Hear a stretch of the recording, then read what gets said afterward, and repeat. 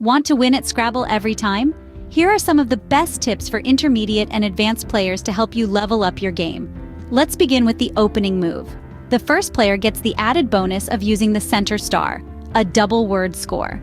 But what to place there? Well, it's not as straightforward as you might think. It's tempting to use a common letter, right? But here's the catch. If you place letter like S, D, R, or T on the middle square, you're giving your opponents a golden ticket.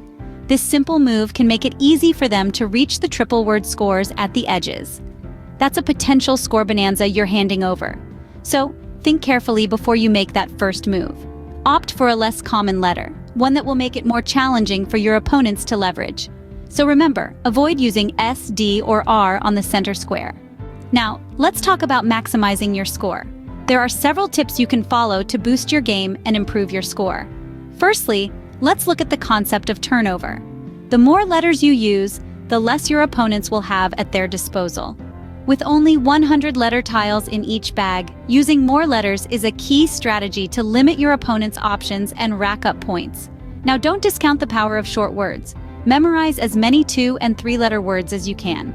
Words with difficult letters like J, X, Q, Z, and K, when expertly placed on a double or triple letter bonus, can net you over 20 points. Little words like QI, Joe, Septine, XU, AX, AX, X, and ZA are often overlooked gems. Planning ahead is another crucial strategy. Look for jumping off points where you can hit hotspots or the bonus squares. The game of Scrabble isn't just about the present move, but also about setting up your future moves. The concept of hooks is also a crucial one. This Scrabble lingo refers to one-letter additions that create whole new words. For example, lush becomes blush or come becomes comet. Look for opportunities to create new words from existing ones. Seek out prefixes or suffixes. Set aside any common word beginnings or endings to tack onto future plays. A few examples include ish, ed, ing, er, anti, un, in, re, and co.